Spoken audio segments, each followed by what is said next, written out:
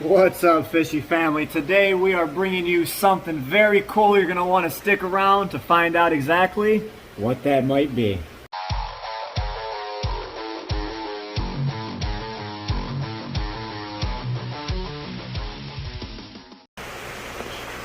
So first off, I just wanted to bring you guys a little update on Mr. Hubert here. Look at that cute little face.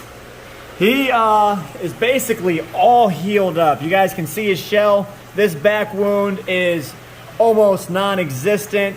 This one's almost non-existent. That one is all skinned over and almost non-existent.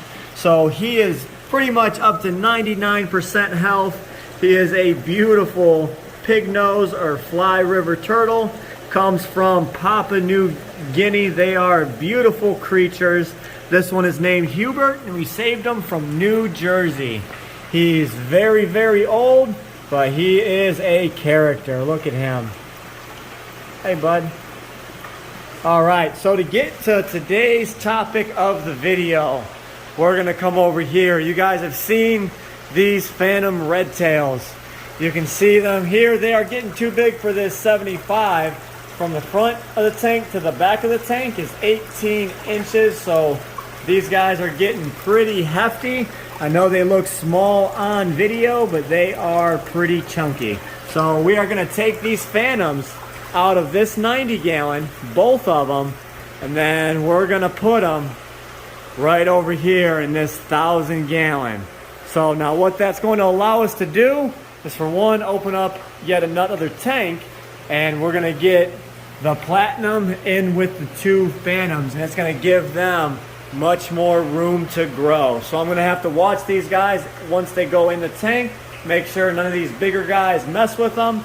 My concern is this Indian shovel nose right here.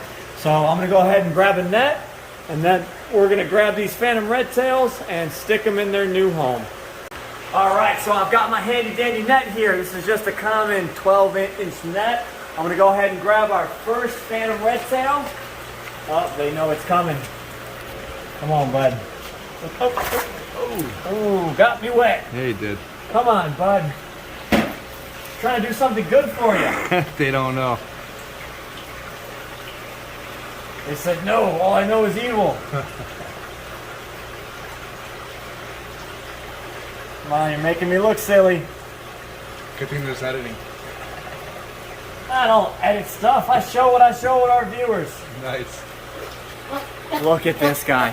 So here, there he is in my hands. He is definitely a big boy, but we're gonna get him back in the water. Here we go.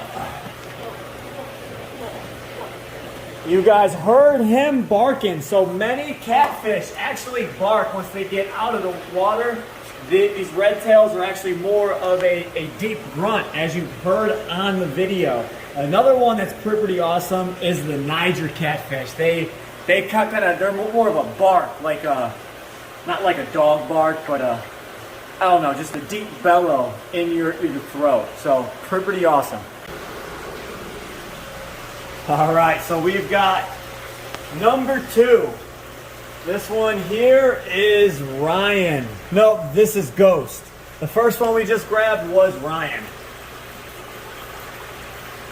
And again, fat boy. So if you guys can see, you can still see the translucent skin on him. Very, very attractive fish. Now let's get him in the tank.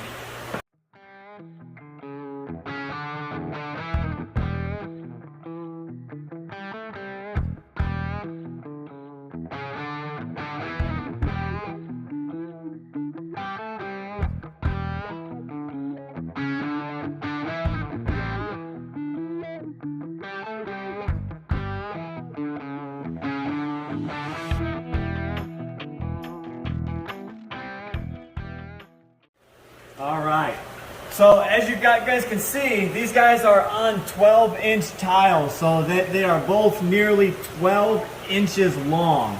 So that is a great growth rate, in my opinion, for them coming in just about 3-4 inches long. I can go back and check out the date and find out an exact number, and I will post it right here. But these guys are doing awesome. Oh, look at that. We had our first little nip. The Sperata is kind of warding them off, saying that this is my tank, homie. That happens at first, though, doesn't it, Josh? Yeah, so I'm hoping he's just going to chill out and not be too aggressive. These guys are large enough they can handle their own, but that is an even larger Indian shovel nose. So we will definitely keep an eye on him and make sure nothing happens. So we want to make sure we keep the peace, of course.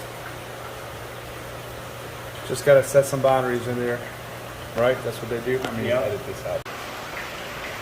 All right, so you can see the 12-inch one we just put in there, and that's the platinum right there. That is tiny. So there's the two phantoms right there.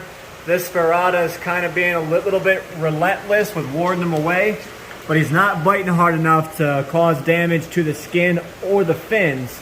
It's just he's kind of warding them away from his area, saying, this is my spot, stay away.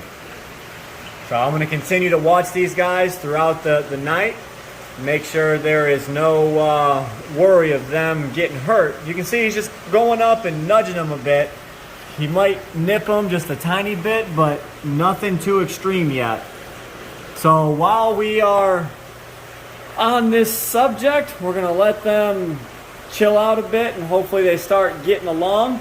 But I wanted to take you guys over here and share something else. So you guys remember we were doing these quarantine racks. You guys might have seen on the behind the scenes channel, Reaper and John just went and picked up these two tiger shovel-nosed catfish.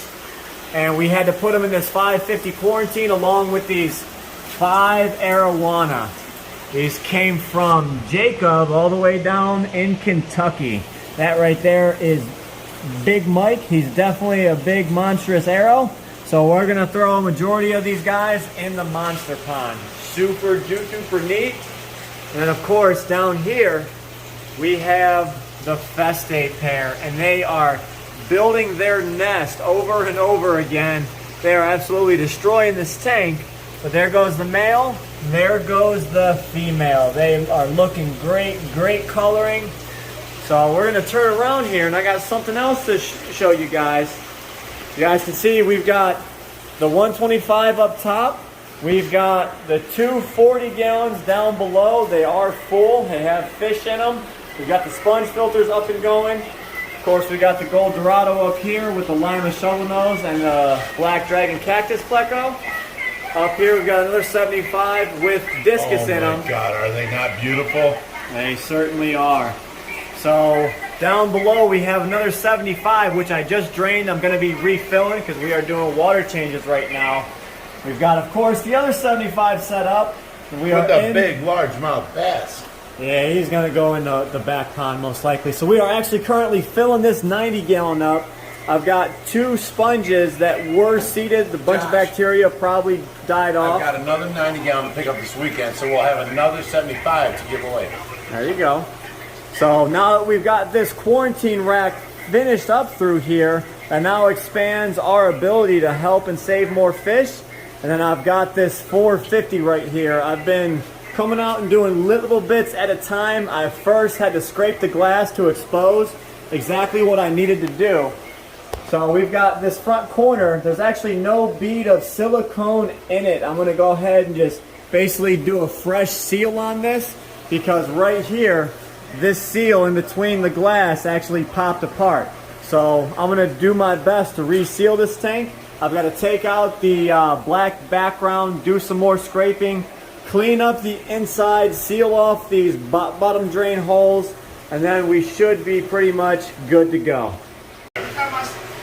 Alright, so while I have a little bit of gumption out here, I'm going to come in and do a little bit of work on this 450. You guys know I cleaned up the glass a little bit. Now I'm going to remove these bulkheads in the background, and maybe we might, you know, sweep this thing out to prep it to be resealed and set up.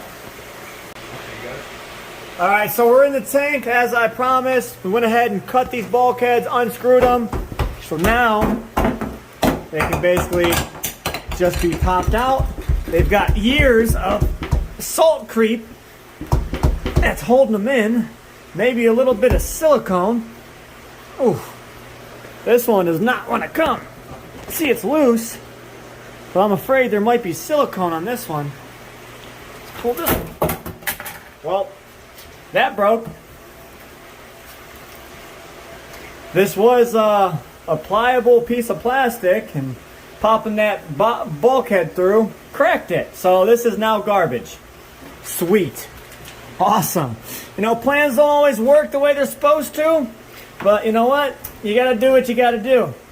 This was actually hard cast, a thin sheet of 1/8 inch thick acrylic. That's black acrylic. So this being underwater and years of exposure made it really brittle after being wet for so long and submerged. Now it's out of the water and dried out, so it's super duper brittle. So I'm probably gonna break the rest of this trying to get it out of here just to be able, so we can have room to work on this tank and fix any seals that we need to fix. All right, so now we got the background out. Now I'm gonna take a little chapter out of my friend from Their World Aquatics. You guys know him as Slow Joe. I'm gonna take a chapter out of his book right now. You know what?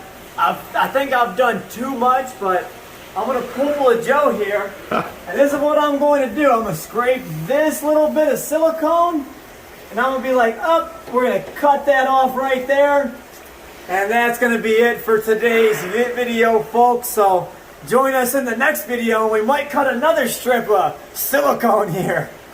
So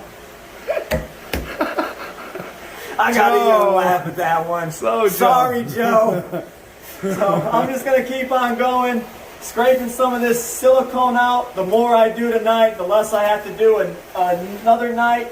And one step we are closer to resealing this tank. So I'm gonna continue working on this tank here. The quarantine tanks are actually filling up right now. We're doing some water changes. But I hope you guys enjoyed today's video. If you want to see more crazy adventures with the Ohio Fish Rescue, be sure to hit that subscribe button. And as always, stay fishy, my friends.